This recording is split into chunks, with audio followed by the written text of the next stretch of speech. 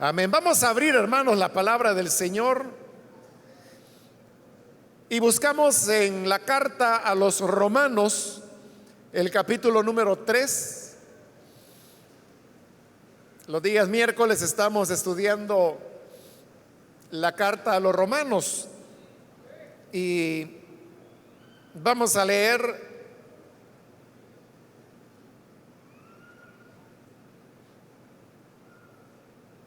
en el capítulo 3, a donde hemos llegado ahora. Dice la palabra de Dios en la carta a los Romanos, capítulo 3, versículo 1 en adelante. Entonces, ¿qué se gana con ser judío? ¿O qué valor tiene la circuncisión? Mucho, desde cualquier punto de vista. En primer lugar, a los judíos se les confiaron las palabras mismas de Dios. Pero entonces, si a algunos les faltó la fe, ¿acaso su falta de fe anula la fidelidad de Dios? De ninguna manera. Dios es siempre veraz, aunque el hombre sea mentiroso. Así está escrito. Por eso eres justo en tu sentencia y triunfarás cuando te juzguen. Pero si nuestra injusticia pone de relieve la justicia de Dios, ¿qué diremos? ¿Que Dios es injusto al descargar sobre nosotros su ira? Hablo en términos humanos. De ninguna manera. Si así fuera, ¿cómo podría Dios juzgar al mundo? Alguien podría objetar: si mi mentira destaca la verdad de Dios y así aumenta su gloria, ¿por qué todavía se me juzga como pecador? ¿Por qué no decir: hagamos lo malo para que venga lo bueno? Así nos calumnian a algunos, asegurando que eso es lo que enseñamos, pero bien merecida se tienen la condenación. ¿A qué conclusión llegamos? ¿Acaso los judíos somos mejores? De ninguna manera. Ya hemos demostrado que tanto los judíos como los gentiles están bajo el pecado. Así está escrito: no hay un solo justo, ni siquiera uno. No hay nadie que entienda, nadie que busque a Dios. Todos se han descarriado, a una se han corrompido. No hay nadie que haga lo bueno, no hay uno solo. Su garganta es un sepulcro abierto, con su lengua profieren engaños, veneno de víbora hay en sus labios. Llena está su boca de maldiciones y de amargura. Veloces son sus pies para ir a derramar sangre.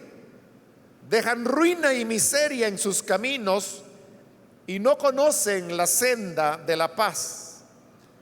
No hay temor de Dios delante de sus ojos. Ahora bien, sabemos que todo lo que dice la ley lo dice a quienes están sujetos a ella, para que todo el mundo se calle la boca y quede convicto delante de Dios. Por tanto, nadie será justificado en presencia de Dios por hacer las obras que exige la ley. Más bien, mediante la ley cobramos conciencia del pecado. Amén. Hasta ahí dejamos la lectura. Pueden tomar sus asientos, por favor, hermanos.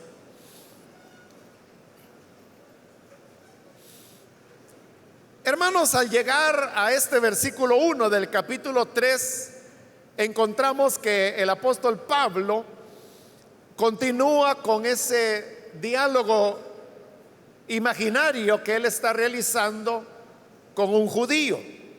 Este diálogo imaginario comenzó en el versículo 17 del capítulo 2, donde dice: ahora bien, tú que llevas el nombre de judío.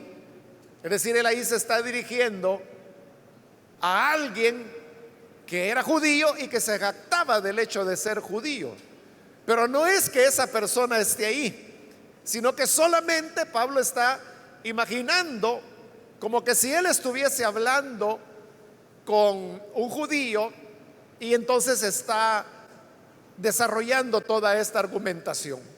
Lo que vimos, hermanos, en la ocasión anterior, cuando él comenzó este diálogo imaginario con un judío, es que Pablo estableció que el conocimiento de la ley no había llevado al pueblo de Israel al cumplimiento de esa ley.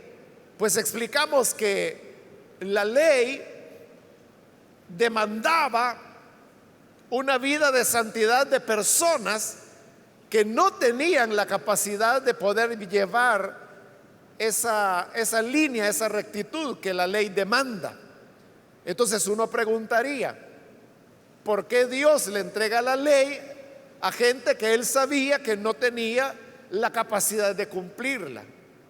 La respuesta, dijimos, que es que la ley no tenía como propósito que las personas la cumplieran, porque Dios ya sabía que no la iban a cumplir.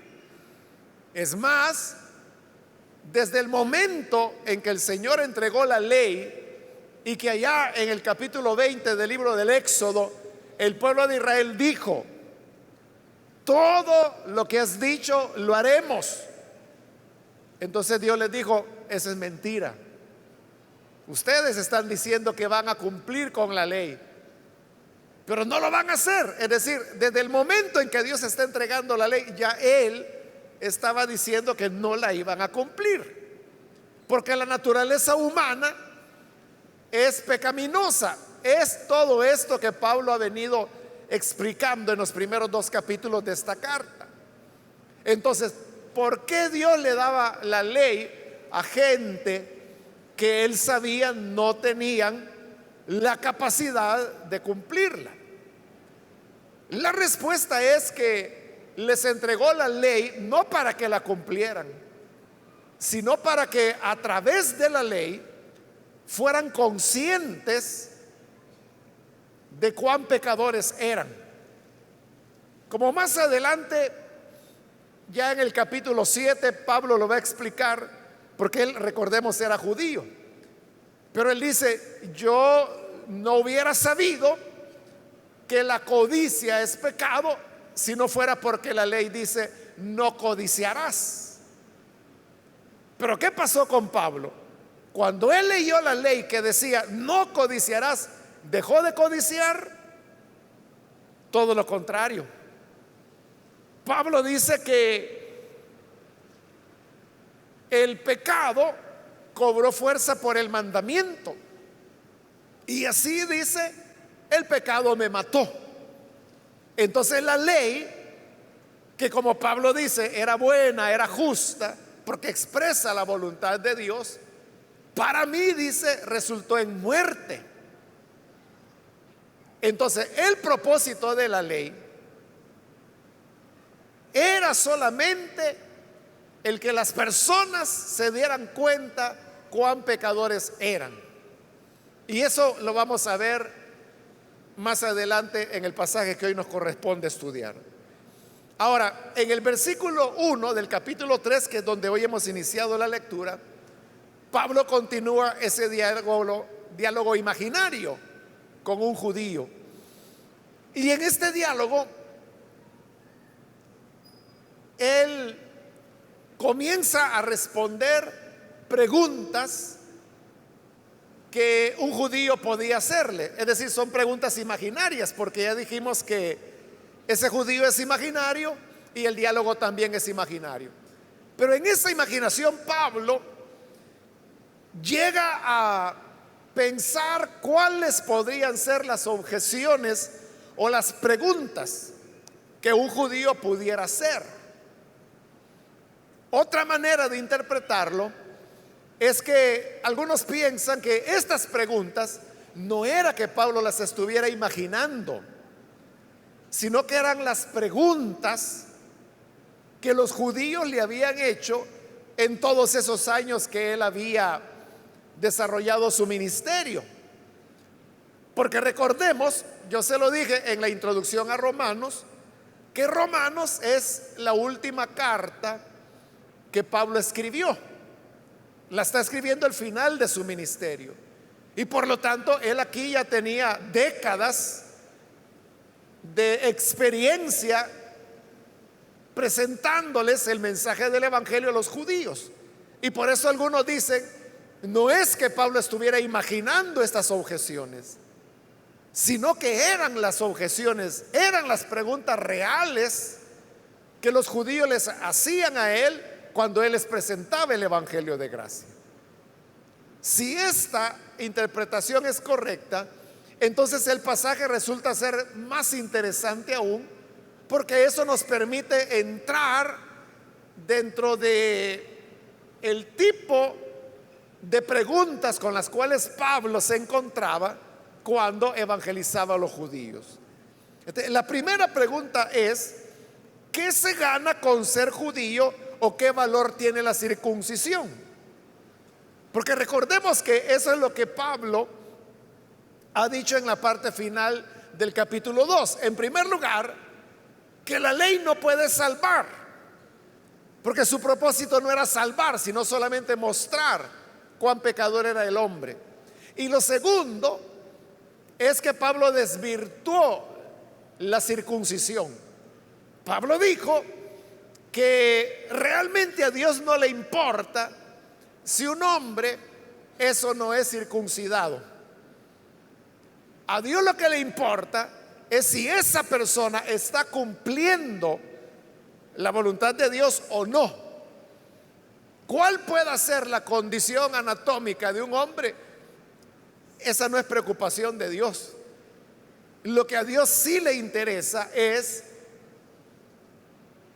si esa persona está cumpliendo o no con su voluntad. Y por eso Pablo fue bien atrevido cuando él dijo que si había un hombre que no era circuncidado, pero hacía la voluntad de Dios, ¿no es eso mejor? ¿No es mejor que alguien no sea circuncidado, pero que hace la voluntad de Dios, a otro que sí es circuncidado, pero toda la vida anda en pecado?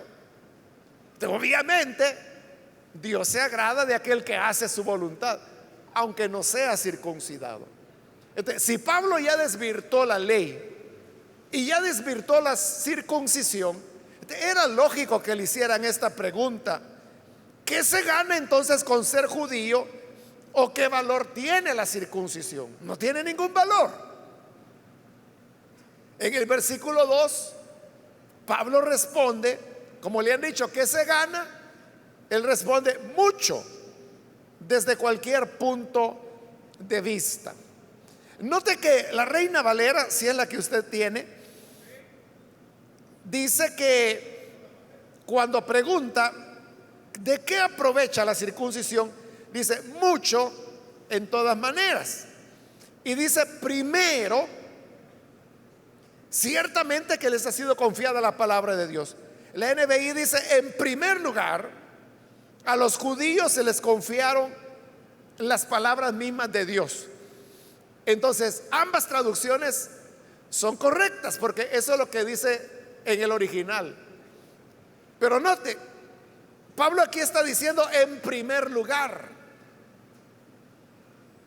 porque está respondiendo a la pregunta: ¿qué se gana con ser judío? Entonces dice, bueno, en primer lugar dice que a los judíos se les entregó la palabra de Dios.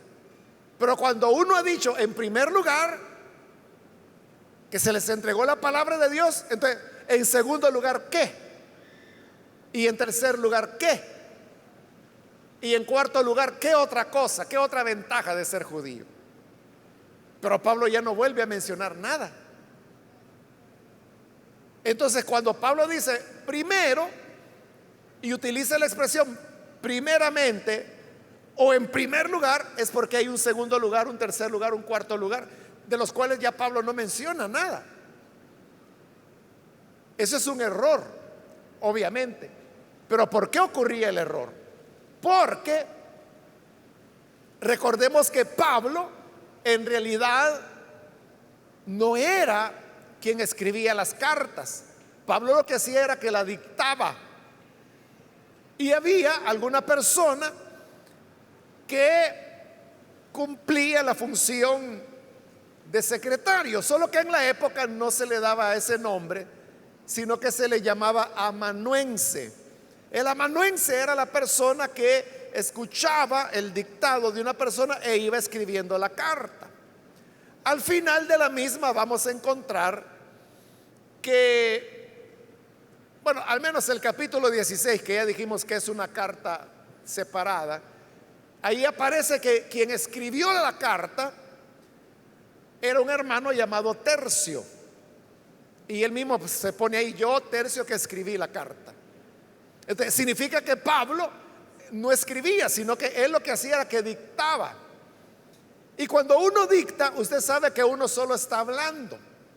Y cuando uno habla, uno no es tan ordenado para hablar como sí debe serlo para escribir. Estoy hablando de escribir correctamente, ¿no? Porque hay personas que escriben como hablan, no se les entiende nada, ¿no? Pero entonces, cuando nosotros hablamos, es más fácil cometer errores. Y note, este error que Pablo está cometiendo ahí, nosotros lo cometemos muchas veces. Porque frecuentemente nosotros les decimos: mire, quiero aclararle en primer lugar esto, esto y esto. Pero ya no dijimos en segundo lugar qué, ni en tercer lugar qué. Si solo era una cosa la que queríamos decir, no teníamos que haber dicho en primer lugar, porque solo era una. Le quiero aclarar esto y punto, ¿no? Pero si uno dice: quiero aclararle en primer lugar esto, es porque en segundo lugar esto otro, en tercer lugar esto otro. Pero es muy común, hermanos, que nosotros cometamos esos errores. Aquí al predicar, yo le aseguro que ese es un error que muchas veces de seguro he cometido. Eso es lo que ocurrió con Pablo, y es muy característico de las cartas de Pablo. Y es que Pablo era alguien, voy a decir así, que le fluía mucho los argumentos. Fíjese que al llegar al capítulo 9 de esta carta, vamos a encontrar que ahí sí Pablo hará una lista de cuáles eran las ventajas del judío. Pudiera ser entonces que al llegar al capítulo 9 Pablo se recordó que aquí en el capítulo 3 él iba a decir cuáles eran las ventajas del judío, y al final solo dijo una, ya no dijo las demás. Entonces retoma el tema y lo hace allá en Romanos 9. Y eso, hermanos, que Romanos es la carta más ordenada que Pablo escribió. Hay cartas de Pablo que son mucho más desordenadas, como por ejemplo Primera, Segunda de Corintios, en donde el pensamiento de Pablo va por aquí, va por allá. A veces comienza a argumentar un tema, él mismo se hace bolas en el tema que está desarrollando, y al no poderlo demostrar, él mismo lo abandona. Y él mismo dice: mejor ya no hablemos de eso, quedemos en que las costumbres en la iglesia del Señor son así, y pasa a otro tema. Cuando estudiemos Primera de Corintios, sobre todo, vamos a ver cómo era esa característica de Pablo. Pero es lo que nos ocurre a nosotros, hermanos, que empezamos a hablar por una cosa y terminamos por otra. Aunque Pablo tenía una capacidad, y es que él comenzaba hablando un tema, abría un paréntesis para hablar de otro tema. Dentro de ese paréntesis habría otro paréntesis más para hablar otro tema. lo agotaba, cerraba ese paréntesis y pasaba al segundo. Lo agotaba, lo cerraba y pasaba al primer tema. O sea, Pablo tenía esa capacidad, que podía irse metiendo temas, pero podía también acabarlos y salir y retomarlos, lo cual no es fácil. Hay que tener una gran capacidad. Pero eso no significa que Pablo sea perfecto. Y por eso es que aquí quedó en primer lugar, aunque realmente es la única, al menos en este momento, la única razón que él va a dar, que qué se gana con ser judío. Entonces Pablo dice, bueno, lo que ganan es que se les ha confiado la palabra de Dios. ¿A quién le entregó Dios su palabra? Fue a Israel. Todos los escritores de todos los libros del Antiguo Testamento fueron judíos, fueron israelitas. Entonces, se les entregó a ellos y para ellos. Acá todavía, hermanos, el Nuevo Testamento no existe. Lo único que estaba en vigencia eran las cartas auténticas de Pablo, de las cuales esta es la última, Romanos. Pero ni Pablo tenía conciencia de que esto iba a ser palabra de Dios. O sea, él no sabía que lo que estaba escribiendo iba a llegar a ser parte de lo que hoy llamamos Nuevo Testamento. Entonces, cuando él habla de la palabra de Dios, se está refiriendo exclusivamente al Antiguo Testamento, que es lo que había en la época. Entonces, ¿qué ventaja tiene el judío? Que conoce la palabra de Dios. Entonces, ¿qué? El tener la palabra de Dios hace mejor al judío. Porque Pablo lo que está diciendo es que todos los seres humanos son culpables, que todos han pecado, incluso los israelitas que tenían la ley y que se jactaban de ser circuncidados. Pero ya él les demostró que eso no tiene ningún valor delante de Dios. Entonces la pregunta del judío, entonces, ¿cuál es la ventaja de ser judío? ¿O para qué provecho tiene la circuncisión?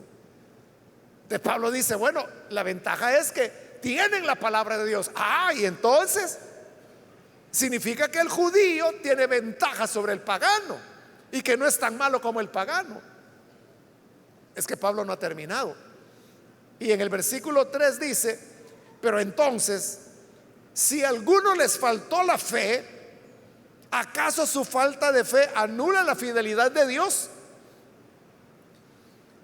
Pablo está haciendo una pregunta, pero esto es lo que se llaman las preguntas retóricas. Las preguntas retóricas se les llama así porque no es que la persona esté esperando una respuesta a su pregunta, sino que lo que está haciendo es que está afirmando a través de la pregunta. Es una afirmación, pero como la hace en forma de pregunta, resulta que la pregunta es solo una cuestión de estilo. Si yo dijera, hermanos, ¿acaso no es miércoles hoy? O sea, eso es algo tan obvio que yo lo estoy afirmando. Estoy afirmando que hoy es miércoles. Pero cuando lo hago en forma de pregunta, es como para darle colorido, para darle viveza, diríamos, a la expresión o a las palabras que estoy diciendo. Por eso se llaman preguntas retóricas, porque tienen que ver con la expresión. Entonces, no es que Pablo esté preguntando, en realidad él está afirmando. Y lo que está afirmando es, les faltó la fe. Entonces vea, ¿recibieron la palabra de Dios? Sí. A Israel se le dio la palabra de Dios, se le dio la ley. Pero ¿cuál fue el problema? Que no tuvieron fe en esa palabra. Y la palabra, hermanos, por sí sola no causa efecto en el hombre o en el ser humano si este ser humano no pone fe en esa palabra. Usted puede tener una Biblia y puede tenerla en su casa y puede tenerla abierta ahí en el Salmo 91 como hace mucha gente. ¿En qué le va a beneficiar todo eso? Nada. Mientras usted no ponga fe en esa palabra. La fe es lo que le da a la palabra la validez. Hace, hermanos, muchos años atrás, décadas, conocí yo a un señor. Era un señor educado, diría yo, y en una ocasión yo recuerdo que él hablando dijo que a él le encantaba leer los salmos. Él no era cristiano, pero él decía: a mí me encanta leer los salmos por la poesía, decía él. Y tenía razón, porque los salmos, bueno, algunos de ellos eran poesías, otras eran oraciones, otras eran letras de cantos. Pero note, él no lo veía como una expresión de fe. Para él era poesía. Y es verdad, es poesía hebrea. Pero hermano, yo puedo leer una poesía de Alfredo Espino, ¿no? O puedo leer una poesía de Pablo Neruda o de García Lorca. ¿Y eso en qué me va a afectar a mí? ¿O en qué me beneficia espiritualmente? En nada, es poesía. Me culturiza. Conozco a un autor, nada más. Eso es lo que pasaba con este hombre que le cuento. Si él tomaba los salmos como poesía, entonces ¿qué obtenía? Que se deleitaba, digamos, literariamente, culturalmente estaba conociendo más. Pero si él no tenía fe que eso que leía era palabra de Dios, hermano, yo le aseguro que ninguno de nosotros leemos los salmos porque es poesía. Nosotros leemos los salmos porque sabemos que es palabra de Dios. Cuando la escritura dice: el Señor es mi pastor, nada me faltará, en lugares de delicados pastos me apacentará. Cuando leemos eso, no estamos pensando en el ritmo, no estamos pensando en la cadencia, no estamos pensando en la estructura literaria. Lo que estamos pensando es el mensaje de fe que esas palabras nos dan. Por eso le digo, uno puede tener la Biblia y uno puede leerla, pero si no hay fe, de nada aprovecha. Eso es lo que pasó con los judíos. Entonces, ¿tiene ventaja ser judío? Sí, porque tienen la palabra de Dios. El problema, dice Pablo, es que teniendo la palabra, no tienen fe en ella. Y se lo va a demostrar ya en un ratito. Y dice: ¿acaso su falta de fe, la falta de fe de los judíos, anula la fidelidad de Dios? Porque ese es el gran problema, hermanos, que ante el fracaso del pueblo de Dios, en el caso de ellos en tener fe, pero también pudiera ser en el caso nuestro, ¿no? Que cuando no tenemos fe en la palabra y por lo tanto no vivimos de acuerdo a ella, porque no la creemos, entonces ¿qué ocurre ante los ojos del incrédulo? Cuando ve a alguien que dice que es creyente, o que va a una iglesia, o que es religioso o religiosa, pero no anda de acuerdo a la palabra de Dios, ¿qué dice la gente? Lo que la gente dice: no, si la religión es una gran mentira, no, si Dios es el más grande negocio que se han podido inventar. La gente no dice: ese fulano es falso, ese fulano no cree lo que dice o lo que enseña, no lo vive. No dice eso. Lo que hacen es que la agarran como: Dios no existe, Dios es una farsa. Claro, es una cuestión cómoda de ellos, ¿verdad? Porque negando que Dios existe, o que es un invento, entonces ellos están aspirando a librarse de una responsabilidad de ese Dios que habrá de pedirles cuentas, como dice la Escritura, hasta de las palabras que salen de nuestra boca. Pero si ellos dicen Dios no existe, se les quita esa pena, digamos. Entonces Pablo pregunta: ¿será que porque los hombres, los judíos, no tuvieron fe en la palabra, la infidelidad de ellos anula la fidelidad de Dios? Porque ellos son falsos, significa que Dios es falso. Y en el versículo 4 responde: de ninguna manera. De ninguna manera. Y reafirma: Dios es siempre veraz, aunque el hombre sea mentiroso. El hombre podrá fallar, el hombre podrá enseñar una cosa y vivir otra. El hombre podrá hablar de Dios y vivir para el diablo.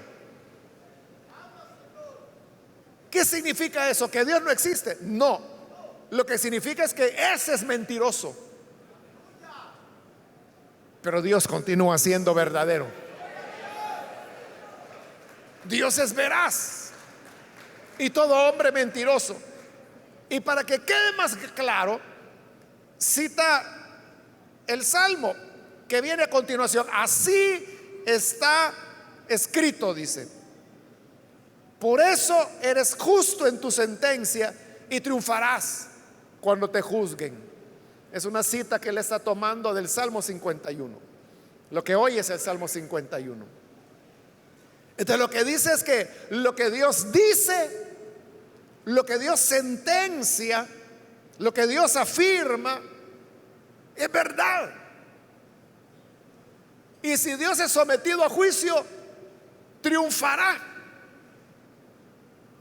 Porque es el hombre el mentiroso, no es Dios.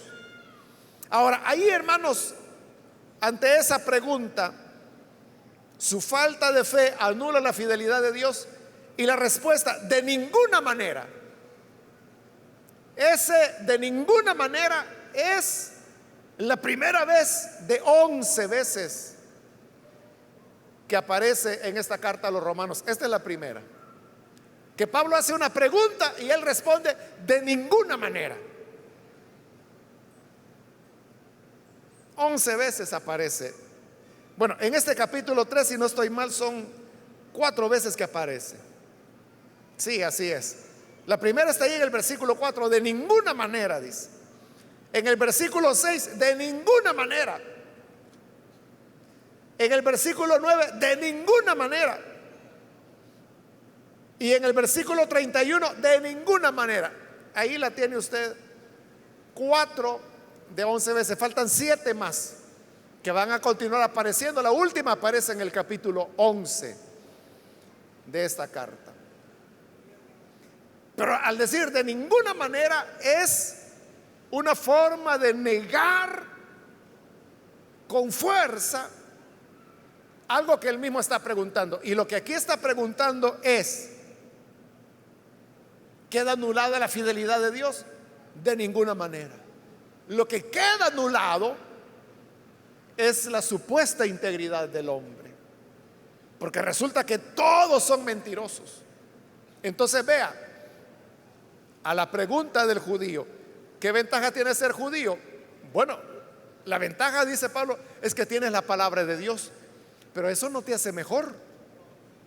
Eso no hace mejor al judío. Peor, lo condena más. Porque la palabra que les fue entregada es la que no cumplían. ¿Y qué es peor? Que una persona haga algo malo, pero no sabía que era malo, a que una persona, sabiendo que algo es malo, lo hace todavía. ¿Qué es peor? ¿Fallar por ignorancia o fallar por rebeldía? Eso es lo que le pasó al judío. Entonces, lo que era una ventaja se convierte en un elemento que los condena más todavía. En el versículo 5 continúa pensando o recogiendo o recordando las preguntas que le hacían los judíos y dice: pero si nuestra injusticia pone de relieve la justicia de Dios, ¿qué diremos? ¿Que Dios es injusto al descargar sobre nosotros su ira? Este era otro razonamiento de los judíos. Y es que Pablo les decía: vean, todos hemos pecado. Es lo que él está enseñando ahora. Todos hemos pecado. Ah, bueno, decía alguien, entonces si mi pecado confirma que Dios tiene la razón, entonces ¿por qué Dios me castiga? Si lo que estoy haciendo es dándole la razón. Si Dios dice que yo soy malo y yo hago lo malo, le estoy dando la razón a Dios. Entonces, ¿por qué me castiga por ser malo? Si yo estoy confirmando su palabra. ¿Comprende el argumento? ¿Lo comprende o no lo comprende? Si no, se lo vuelvo a explicar. Bueno, más adelante el mismo argumento será dicho con otras palabras más claras. Entonces, si Dios dice que soy malo y yo hago lo malo, Dios debería premiarme, porque estoy cumpliendo su palabra cuando Él dice que soy malo. Pero lo que Él hace es que juzga al malo. ¿No es eso que Dios es injusto? Pero ese pensamiento a Pablo le parece tan ofensivo, voy a decir, que por eso él aclara al final del versículo 5: hablo en términos de hombre. Con lo cual quiere decir, estoy hablando como hombre carnal. Estoy hablando como piensa el hombre del mundo, el hombre que no conoce a Jesús, aquel que no tiene relación con Dios, aquel que anda muerto en delitos y pecados. Así piensa. En el versículo 6 está la segunda: de ninguna manera, dice. Porque como se ha preguntado, ¿es injusto Dios que castiga al malo, aunque el malo ha hecho que su palabra se cumpla? De ninguna manera, dice Pablo. Porque si así fuera, ¿cómo podría Dios juzgar al mundo? Y eso era algo que Israel sabía muy bien. Sabían muy bien que Dios es el juez del universo y que Él juzgará a las naciones. Entonces, si ellos no quieren o consideraban injusto que Dios castigara o hiciera un juicio contra el malo, entonces pregunta Pablo: entonces, ¿cómo Él será juez? Si Él no va a juzgar al malo, ¿cómo es que Dios será juez? No puede ser. Tiene Dios que juzgar al malo.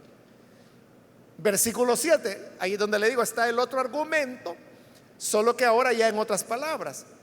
Dice el 7: alguien podría objetar, si mi mentira destaca la verdad de Dios y así aumenta su gloria, ¿por qué todavía se me juzga como pecador?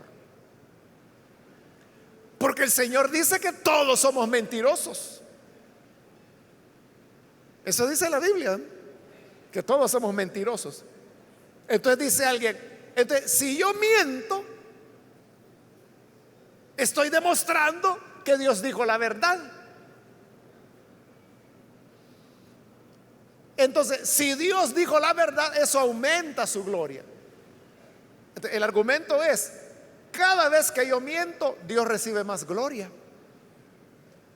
Porque mientras más miento, más verdadera es su palabra, que dice que todo hombre es mentiroso, y por lo tanto Él recibe más gloria. Ese es el argumento. Entonces, si es así, la pregunta es: ¿por qué se me juzga como pecador? O sea, ¿por qué Dios tiene que castigarme al mentir, si mi mentira lo único que hace es que le da más gloria a Él? Entonces viene Pablo y responde en el 8: ¿por qué no decir O sea, si ese es el pensamiento, ¿por qué no decir hagamos lo malo para que venga lo bueno? O sea, porque el resumen de ese argumento, que mi mentira le da más gloria a Dios, dice Pablo, entonces sería lo mismo que decir hay que hacer lo malo para que venga lo bueno. Pero tiene lógica eso, que haciendo lo malo vendrá lo bueno. De lo malo solo lo malo puede venir. O le pongo la pregunta de otra manera: ¿de lo muerto puede salir la vida? Imagínese un árbol muerto, ¿puede dar frutos? O de una vaca muerta pueden nacer becerros. De lo muerto no puede venir nada vivo. De igual manera, de lo malo no puede venir lo bueno. Y dice Pablo, y así nos calumnian, asegurando que eso es lo que enseñamos. Porque, hermanos, cada vez que se anuncia o se enseña el mensaje de la salvación por gracia, el mensaje de la salvación por gracia dice que el ser humano no se salva por las obras, sino que se salva por la gracia, por la pura misericordia del Señor. Pero esta enseñanza, algunos la malinterpretan y dicen, entonces lo que están diciendo es que como no es por obras, yo puedo vivir en pecado y de todas maneras me voy a salvar. Así fue allá en el siglo XVI, en la época de Lutero. El catolicismo romano acusaba a Lutero de enseñar que con solo que una persona dijera que creyera o que creía en Jesús, que podía seguir pecando y que de todas maneras se iba a salvar. Eso era una calumnia. Lutero nunca dijo tal cosa. Pero antes de Lutero ya se le habían dicho a Pablo. Y todas las veces, hermanos, todas las veces que anunciemos el evangelio de la gracia de Dios, siempre habrán personas que van a decir que lo que estamos enseñando es un libertinaje. Hermano, eso aquí en esta iglesia, con ustedes, me ha ocurrido. Hace unos años estudiamos la carta a los Filipenses. Creo que fue en día lunes, si no estoy mal. Bueno, y Filipenses es una carta que toca el tema de la salvación por gracia, no con la profundidad que lo hace Romanos, pero aún así, algunos, gracias a Dios no eran muchos, pero unos 2, 3 hermanitos decían por ahí, entonces significa que podemos vivir como nos dé la gana.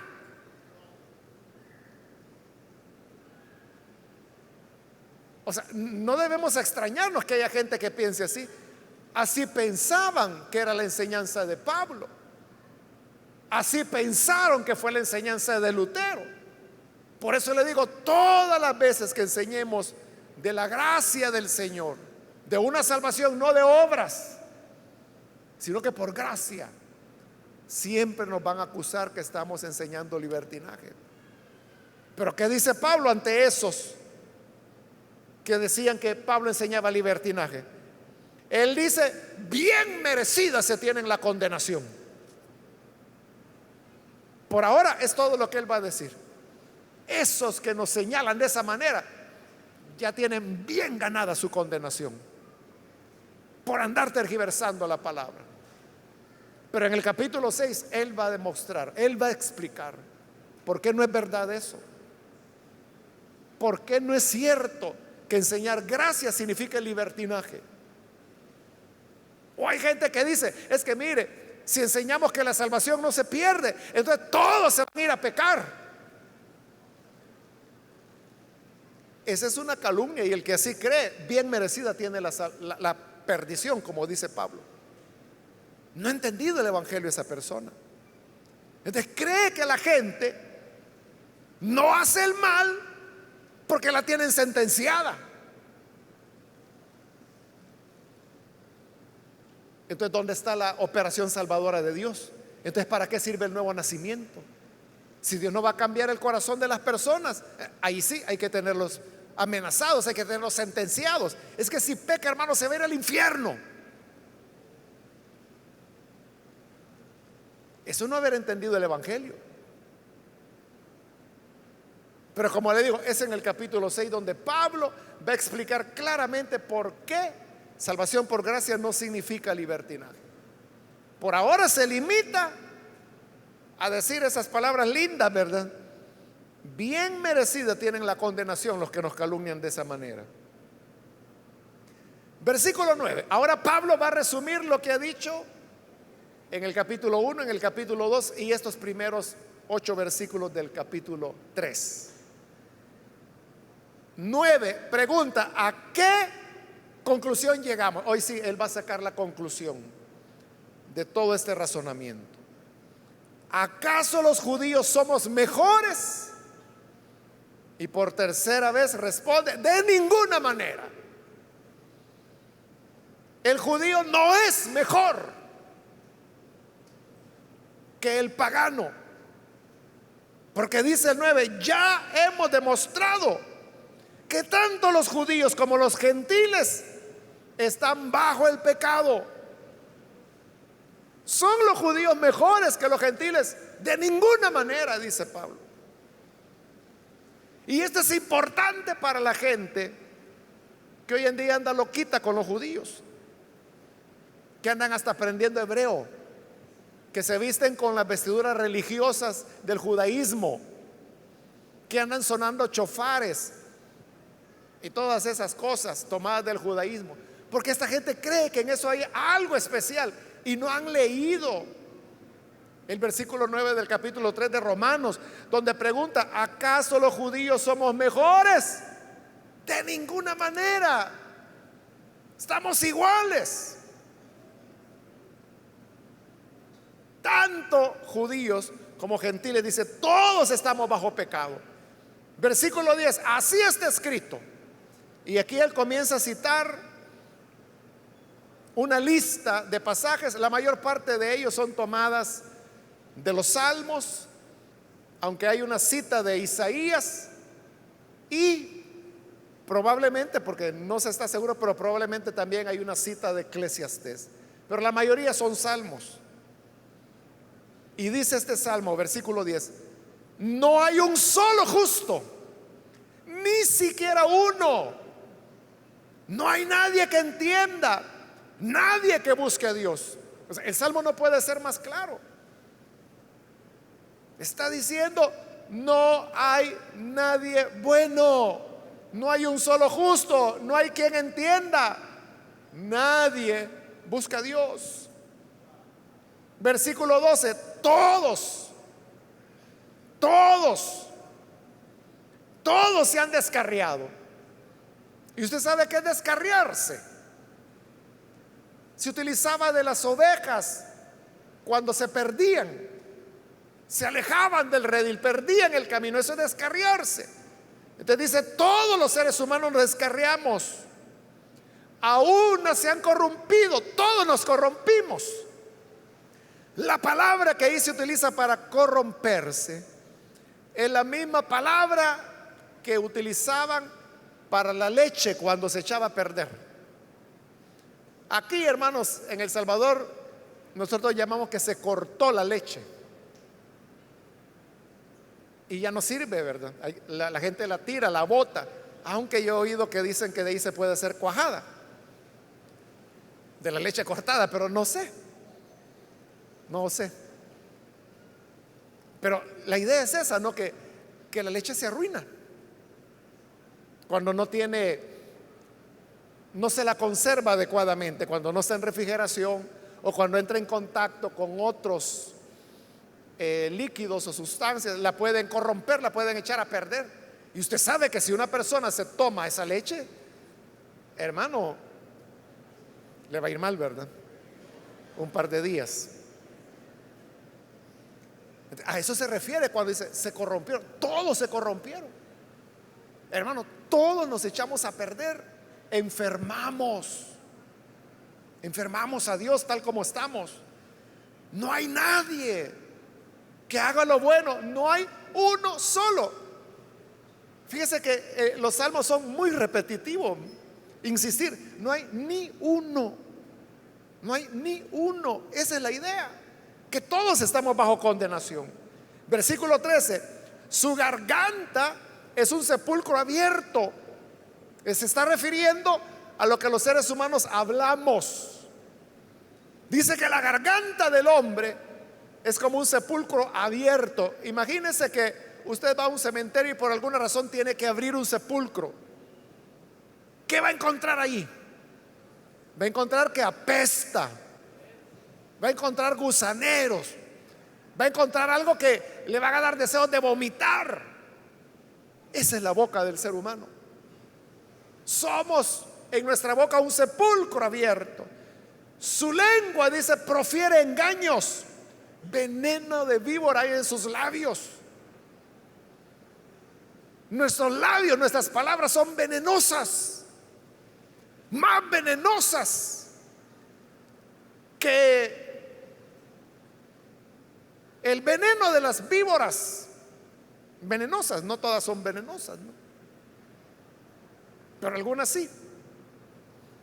Más venenoso es el labio. No se preocupe, hermano, por las mazacuatas. Las mazacuatas no son venenosas. Las mazacuatas son constrictoras. Comen sobre todo ratones. Y no los comen, no los cazan porque la mordedura de la mazacuata sea venenosa. No es venenosa. Son constrictoras, es decir, ellos rodean al ratón y lo apretan hasta que lo ahogan. Y cuando ya está muerto, entonces se lo comen. Pero usted es muy grande para que lo pueda ahogar una mazacuata. Déjelas tranquilas. Si no, se le va a infestar de ratas su milpa. Cuídese mejor del labio del vecino, porque ese sí tiene veneno de víbora en sus labios. Versículo 14: llena está su boca de maldiciones y de amargura. Qué joyitas las de la boca del hombre. Versículo 15: veloces son sus pies para ir a derramar sangre. No tienen que decirle dos veces cuando es de matar a alguien. Allá van, veloces. 16: dejan ruina y miseria en sus caminos. 17: y no conocen la senda de paz. El hombre solo busca hacer daño, hacer mal, producir ruina y nunca la paz. Y termina el versículo 18: no hay temor de Dios delante de sus ojos. No temen a Dios. Pero aquí, hermanos, viene el tiro de gracia que Pablo le va a dar a los judíos en el versículo 19. Ahora bien, sabemos que todo lo que dice la ley, y todo lo que él acaba de citar es de la ley. Todo lo que dice la ley lo dice de los que están sujetos a ella. ¿Y quiénes eran los que estaban sujetos a esa ley? Los judíos. De los judíos es que dice que no hay uno justo, que no hay ni siquiera uno, que su boca es un sepulcro, que en sus labios hay veneno de serpiente. Dice el versículo 19, que todo el mundo se calle la boca y quede convicto delante de Dios. Como diciéndole al judío: mejor cállate la boca, que la misma ley en la cual tú te jactas y en la cual confías te condena. Y de esta manera todos resultan ser culpables delante de Dios. Versículo 20, y ahí termina la reflexión de Pablo. Por tanto, nadie será justificado, nadie será salvado en presencia de Dios por hacer las obras que exige la ley. Más bien, mediante la ley cobramos conciencia del pecado, que es lo que le explicaba anteriormente. La ley no fue dada para que nos salvemos, y ahí lo está diciendo claro. Nadie se va a salvar por hacer las obras de la ley. Porque el propósito de la ley no era salvar. El propósito de la ley es que cobremos conciencia del pecado. Pero si hasta este punto donde Pablo ha condenado a gentiles, a paganos, a moralistas, a los que tenían la palabra, a los judíos, a los circuncidados, todos están bajo pecado. ¿De qué significa esto? Que si todos estamos condenados, entonces ¿cómo nos salvamos? ¿Cómo puede el ser humano salvarse? Porque hasta ahora Pablo lo que ha hecho es condenarnos a todos. Pero si todos estamos condenados, la pregunta es ¿cómo nos salvamos? Esa es la respuesta que vendrá a partir del versículo 21, que vamos a estarlo cubriendo en la próxima oportunidad. Quiera Dios, hermanos, que cada uno de nosotros, como dice ahí, cobremos conciencia que hemos pecado y que por lo tanto merecemos la condenación de Dios. Pero hay un camino de salvación. Y le voy a adelantar un poquito. El camino de salvación es Cristo Jesús. Creer por la fe en Él. Amén. Vamos a orar, vamos a cerrar nuestros ojos.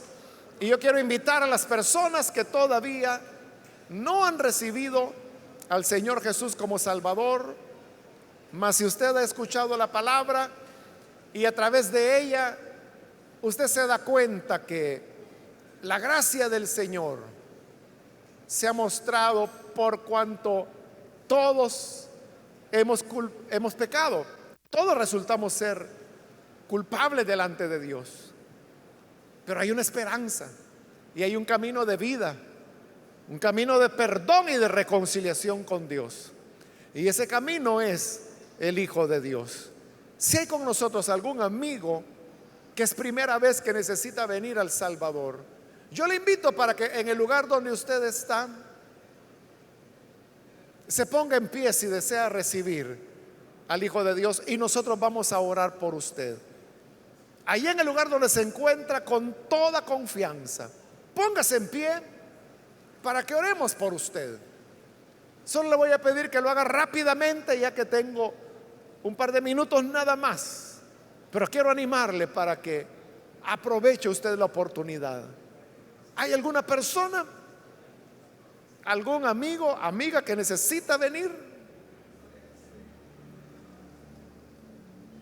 Póngase en pie. También aprovecho para ganar tiempo si hay hermanos que se han alejado del Señor y hoy necesita reconciliarse. De igual manera, póngase en pie y vamos a orar por usted. Si se ha alejado del Señor, por la razón que sea, quiero decirle que en Jesús tenemos el perdón y la reconciliación. Necesita venir, póngase en pie.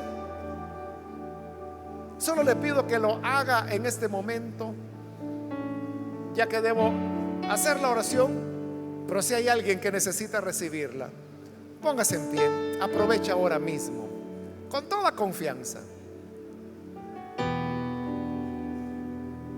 No es usted el único culpable, todos hemos pecado, todos estamos bajo condenación, pero la gracia de Dios se mostró al enviar a su Hijo para que todo aquel que crea en Él no se pierda, sino que tenga vida eterna.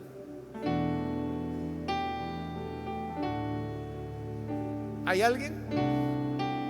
Muy bien, aquí hay un joven que pasa. Dios lo bendiga, bienvenido. ¿Alguien más que necesita pasar? Ya sea que es primera vez que lo hace o si se reconciliará, venga ahora. Y esta es ya la última invitación que hice. A usted que nos ve por televisión también le invito para que junto con esta persona reciba al Hijo de Dios. Únase en esta oración. Señor, te damos las gracias porque tu palabra nos enseña cuán culpables somos delante de ti. Y reconocemos, Señor, el haber pecado, el haber hecho lo malo. Reconocemos, Señor, que delante de ti no tenemos excusa, mas tenemos fe en tu palabra, que nos dice que tú enviaste a tu Hijo Jesús y que a través de él tenemos redención, vida eterna. Esta es nuestra confianza, y por esta confianza descansamos en la obra redentora que él ha hecho. Que sea así, Señor, con estas personas que hoy se entregan a ti, aquí en este lugar, a través de la televisión, a través de la radio, a través de internet, donde quiera que están escuchando. Tu vida llegue hasta ellos. Por Jesús nuestro Señor lo pedimos. Amén.